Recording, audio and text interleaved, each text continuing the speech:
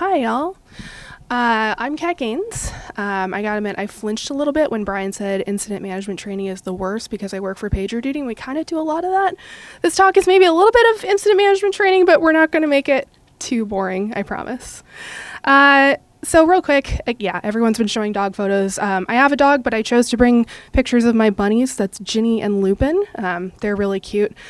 They communicate pretty well, which is what this talk is about. They're always kind of snuggling each other and pressing their heads together. And when I show up, they thump because they're pissed that I'm in their way and in the room. But so just real quick, a little bit about me before we get fully into it. So again, Kat Gaines.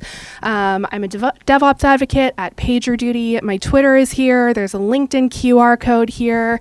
I've been working at PagerDuty for about 9 years, and I started there running the technical support team, moved over to the advocacy team a couple of years ago. And so you're going to hear a little bit in this talk about PagerDuty's views on incident communication. You're going to hear about my views on incident communication and leveraging kind of every team in the org involved in incident response. But before we get into that, let's just start with a little bit of a story. So I remember my mom texting me in October 2021 about a Facebook outage, which is what she does, right? Something is wrong on the internet. She texts me because I'm going to fix it. And she also sometimes thinks maybe she did something wrong. She's a little bit of a conspiracy theorist. I had to assure her that no, they don't just hate you. It's actually down for absolutely everyone. And later on, I noticed they posted an explanation, which was a pretty long one. I'm not going to read that out. You guys can read. So to most of us, we'd read this and we'd kind of think, all right, yeah, I can generally kind of understand what's happening here. It's kind of what we do. My mom, though, is a boomer. And even though I've worked at, like I said, at PagerDuty for 9 years, it's taken her maybe a full 8 of those to say that she really gets what I do. I'm still not totally convinced that she does, but it's fine. She doesn't have to. So this message, if she'd seen this, she didn't know they had things like status pages, engineering blogs, etc. And even if she did, she's not going to get it. She's going to read this and just say, what? What's happening? So my point isn't to shame anyone's communications decisions, but just to highlight some opportunity here. You have to speak the same language as your customers, especially when you're writing a status page update. I don't have insight into how communications decisions were made in this moment, but someone advocating for their average customer, a lot of which are old ladies, may have been able to say, we could say a little bit more in the messaging, make it a little bit more clear. So I think we can learn a few things from my mom's comments. We can learn about speaking, she referred to it, I think it's like they're speaking Wookiee once, which is like, yeah, they're just speaking a different language that a few special people understand, but you definitely don't. And let's just lean into the importance of involving your customer-facing teams in critical moments, just making sure that we're translating correctly, no matter what. There is a huge gap between how we all perceive our products that we work on and how our customers perceive it, whether we think that or not. For the purposes of this conversation, we're just going to set aside the best practices we all preach about that should enable your product engineering, etc. teams to understand your customers. Even if you're following those to the letter, this gap exists because those groups will inevitably refer to the same things as completely different terms. And let's not even talk about what happens when we throw marketing in there and they just come up with something completely off the wall. The terms are all over the place. And your customer support team has a really unique advantage here. They work with your customers every day. They're best positioned to understand who they are, what resonates to them, what they understand, what they don't. They've seen it all. They've made mistakes. They've course corrected. They've found the right ways to communicate with them. Each one of them is unique, but especially those more seasoned team members will have found a really common language to speak to most of your customers, understand most of the issues, and get the message across. So if we back up a little bit, this is just a chart of who we usually have involved in incident response. We're going to be talking a lot about mostly the customer liaison role, but a little bit the internal liaison role as well throughout this conversation. So your liaisons, they're the link to your customers. They're the link to your stakeholders throughout the business. As I mentioned, they can be external, internal, they can be both. Their job is to notify customers of your current conditions, inform the incident commander of relevant feedback, craft some status page updates and notification messages, and Again, they're typically a member of the support team. So they're the primary individual in charge of notifying your customers of current conditions. I'm going to say that again. They're the primary individual. The incident commander isn't doing that. The product manager isn't doing that. Hopefully the CEO isn't doing that. But they're the people who are going to be listening to the call. They're going to be watching any Slack channels, keeping track of what's going on. So really, they should be treated as the people who are thoughtfully crafting messaging. You don't want, for example, someone to report an outage to a customer during an incident if they're two very different things. That could imply that something is very, very wrong, that the whole product is broken, it's out, it's done. Instead, your support reps, they're going to be a little bit more trained. They'll know to hopefully use key phrasing like a service disruption instead to minimize concerns as much as possible. Your internal liaison, they're going to be doing something a little bit different. They're in charge of notifying your internal stakeholders of current conditions. If you have sales breathing down your neck, they're the person who can go ahead and put them at ease and just let them know what's going on. They're also going to play an important role coming back into the incident commander, letting them know any relevant feedback from stakeholders as things progress. And if you're a PagerDuty customer, there are functions you can automate, really any tools that you're using. The goal here is to, just talk about what exactly is happening and what's going on and make sure that the right people get the information. So in either role, the incident commander is going to instruct that person to create notification messages, to keep those folks updated at various points throughout the day.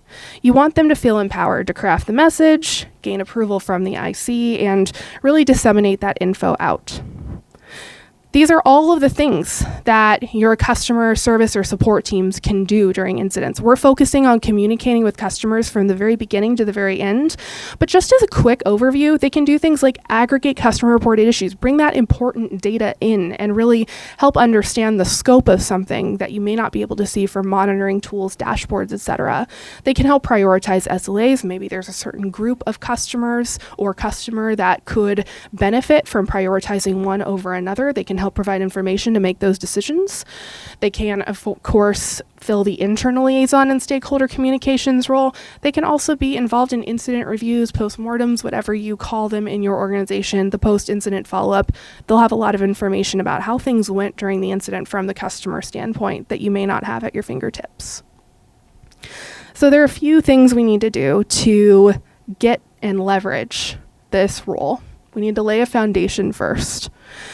Stakeholder communications is the piece where you're going to need to pull them in from the beginning. If you don't already have a CS team involved in the incident, you need to at least inform them as a stakeholder. You need to give them that information so that they're equipped as much as possible.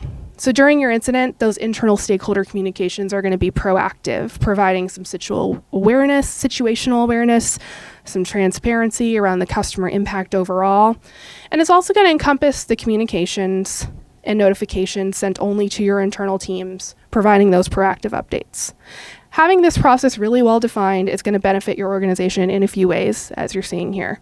They're going to have a consistent understanding of the incident across the organization. You're not going to be playing a game of telephone with everybody and eventually having a different version. You're going to have broader real-time awareness of the actual impact of the incident. And again, more consistent incident narratives to also share externally. So there's a little bit of information that you'll want to include in those communications.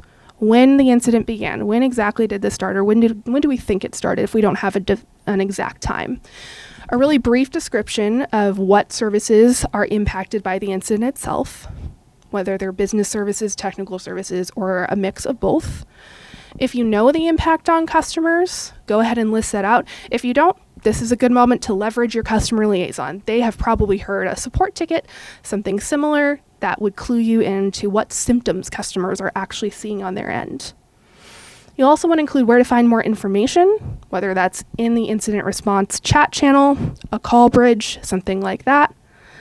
The location of a service status page so people can look at it, how to respond when customers are asking you for more details, and how often to expect updates. When are we going to hear the next update so that we can tell our customers when we're going to hear the next update. We're talking about this in the context of customer liaisons and making sure that customer-facing teams are equipped, but I can't help but talk about a slide like this without saying that if you have a problem with executive swoop, if you have C-level people jumping into incident calls and saying, hey, what's going on? Or worse, trying to direct the call, this is a great way to make sure that they have a reliable source of information so that they don't feel the need to do that. Usually if they're doing that, it's just because they want to know more. They're anxious like all of us, and they want to soothe that anxiety. You also will need to consistently work with the customer-facing teams, your support teams, outside of the incident response moment. So you want to make sure that you have a good relationship established and that you have terms explained to them that they may not know. It's best if you, again, already have that close relationship, but if not, it's literally never too late to start working on it. Late is always better than never in this case. So you want to make sure that they're building relationships with your teams, that they can ask questions about your tool stack, that they don't feel like there's a big gate that they can't pass to do that. There might be tools that you and everyone in the engineering organization knows, but anyone else might get lost in outside of that org. Define those for them, give them a quick rundown of what they do, so that if you mention them during an incident call, they get it, they understand what's going on. Having names of internal tools, especially because sometimes those names can be really obscure. We have had that problem at PagerDuty where you look at something and you say, okay, well, that's a name. It's a Greek god. I don't understand what it's doing for our product. And you want to be able to give them a source to understand what exactly that's doing and where they're going. You want to be able to also give them any internal code names. So product launches often come with code names. They're often creative names for tools or teams or working groups that people come up with because they think they're cute. That's fine, have your cute names, but again, make sure there's an accessible definition that everyone can understand. And then my personal favorite, freaking acronyms. They are all over the place and we are all terrible with them. And I'm going to be honest, I don't think there's a good solution to this. We all do it all of the time, and I've seen people try to build lists of acronyms and wikis, etc., that just eventually get outdated, and then nobody knows what's going on anyway. But try, even if you think it's commonplace, right? If you know, you know, but don't make it so that you have to know and be part of the in club. Make it so that it's clear and accessible. Make sure that it works for everybody in your org. After you've laid that foundation, you need to assemble a toolkit. You need to give these people the tools to act in the moment, just like you have as well. So we'll go through a few common things that they need to get. Where do they get info? It's really crucial that your customer-facing teams know where to get info in a chaotic moment. So have a channel of information established. So for example, at PagerDuty, there are multiple ways support can get information when something's happening. The classics, Jira tickets, through PagerDuty itself, through apps in their support ticketing systems, through the Slack channel where information is readily available when something's going down. All of that has to be figured out and ready to work. You need to test it, you need to make sure it's reliable, and again, make sure that they know exactly where to go. App integrations as well. So again, I mentioned ticketing tools that can integrate into the incident response process, those types of things. And there's a question mark here because it might mean something totally different for you. Just make sure there's an established communication channel that they understand. And then the process. So this seems kind of straightforward. We're talking about it now, right? It's not. The process is going to be different for everyone, and that's okay. It's about what works for you. Just make sure you understand that customer liaison role. You know what it means for your org. Have a clearly defined role, add a description to it. If you need some inspiration, PagerDuty has a whole guide on this that we can link you to later. Just come see me later. But before you decide to communicate an incident, it's also good to have an agreed upon set of criteria, just to make sure that you understand when a major incident is communicated. Give me 1 second to take a sip of water. You might have false alarms and short-lived issues, which sometimes kick off incident calls. It happens all the time. So knowing when communication is appropriate will help your customers avoid any widespread panic. This can be tied to your organization's definition of what an incident is or your severity levels even. You might consider some criteria such as which products are affected, how badly is usage affected, how many customers, how noticeable is the impact, and is it something a customer might want to have contingencies for. You also want to understand just kind of what you know, pay attention to some progress, make sure that the teams get updated and that they know that they're responsible for customer-facing updates. As a hot tip, templates are really helpful in this moment. If you have templates for communication already laid out, if you know what you're going to communicate roughly, where you're going to plug in and play Mad Libs basically when something happens, that saves people having to come up with messaging from scratch in the moment when everything else is already stressful. You're already having to figure everything else out. Make the messaging piece very, very easy. And then it's time to start thinking about breaking it down for customers. So the first thing is customer-facing teams write customer-facing updates. That probably sounds really straightforward, but I have seen people say to an engineer, okay, well, can you give me an update that we can give to customers? No, I'm the SME. I'm trying to fix the problem. So make that a hard set rule in your organization. Again, they're the people who are good at it. There shouldn't be pushback on having that as a rule and a process, but do make sure that it's defined and set in stone that that is the process itself. And a good way to do that is to start fresh. Just have your customer liaison in the incident call, listening to what's happening, and when it's appropriate, they can draft their understanding of the issue and ask the incident commander or someone else whose job is defined to do this for a review. It's really about the customer perspective. If an internal system is being referred to, the job is to identify what that maps to on the customer side. So it would help to have some kind of system map internally. We talked about defining tools, but also having a map of the system that you might have one that is maybe too much of a deep dive for this purpose. So if you have one, consider making a lighter version that your customer-facing teams can leverage for quick translations. And then the phrasing is always the hard part. We saw kind of the opposite of this at the beginning of the talk. You want to keep it basic as much as possible. Yes, if you have customers who are going to ask about the deep dive technical involvement of the issue, you need to be able to provide that explanation to them, but keep it as basic as possible for that understanding. If there isn't clear terminology, just describe what's impacted in the product itself. What symptoms might a customer see? How will it break their experience? You might be able to get this from other people, from peers, but we always say that if someone isn't sure, ask the incident commander. So if you're the incident commander in the moment, be ready to provide that answer. And then define terms. Again, we talked about this, but be ready to do it in an incident call for clarity in that communication.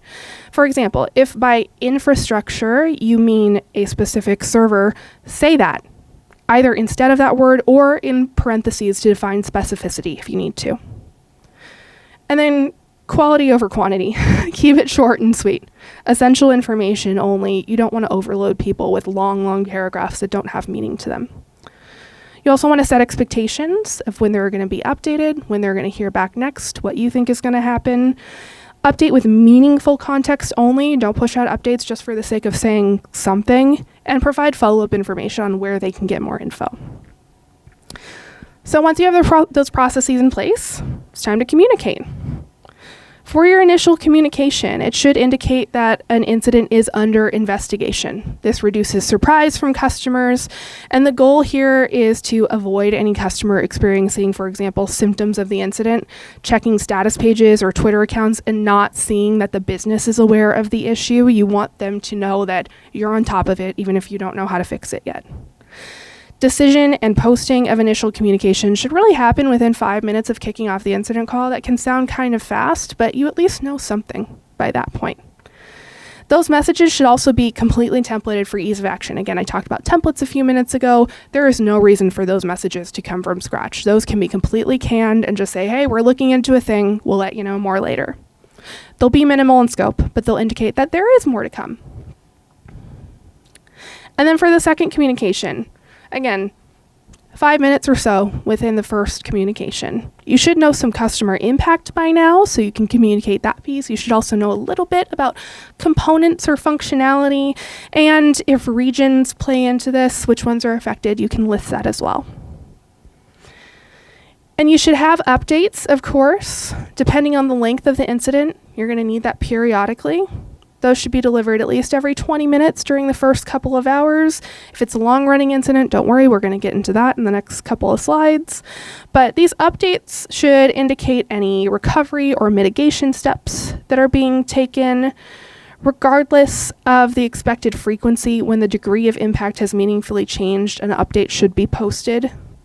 You also want to indicate if you believe you've shifted into recovery. You want to provide an expectation of when the next update will be posted. Again, don't just leave them hanging. And then you might also have customers who have special contracts around their customer support or customer success plans. Maybe they pay for some kind of plan in that area. And you also want to make sure that they're getting communication of that impact delivered in whatever way makes sense. Often it's individually, whether through a customer liaison or the account team. So it's good in this moment to ask your customer liaison if there are customers in that category so that you can help them prepare any additional messaging needed for those customers. I mentioned long incidents a moment ago. If they're longer than 2 hours, it's a long incident. And it should have some different communication procedures as a result. If you're going on for 3, 4, 6, 24 hours every 20 minutes, that's going to get pretty exhausting. So you're going to reduce the frequency of your updates at this point. You're going to have to set your customer expectations appropriately. You're going to want to avoid notification fatigue for them. So when in doubt, just notify at the frequency that keeps updates meaningful. But don't determine that within the first hour of an incident. If you're looking at an incident within the first hour and you think, oh, this is going to be long running, go ahead and give it the second hour. You might be surprised. You don't want to change everything about how you're responding too quickly.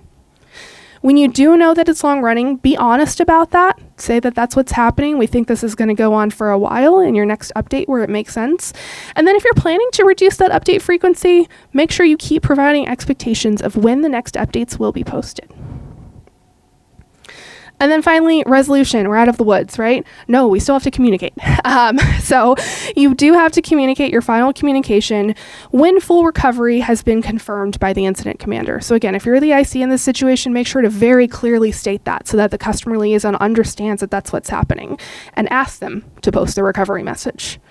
So for them, that update should be including things like confirmation of full recovery. It should be very clear about any data loss, any lingering corruption, anything that might be lasting impact, or any lack thereof. If we say, okay, we don't think there's any lasting impact, be very, very clear about that.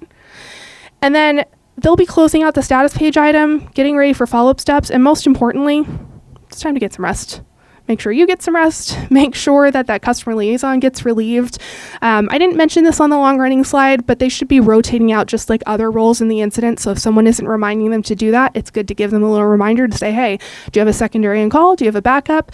Maybe it's time for them to take over and you should take a little bit of a break, especially if you see that they're getting a little bit fatigued. So what now? This has really covered how to start. Once you have those steps in place, you can go a little bit further in maturity. You can develop those templates for the team when writing status updates.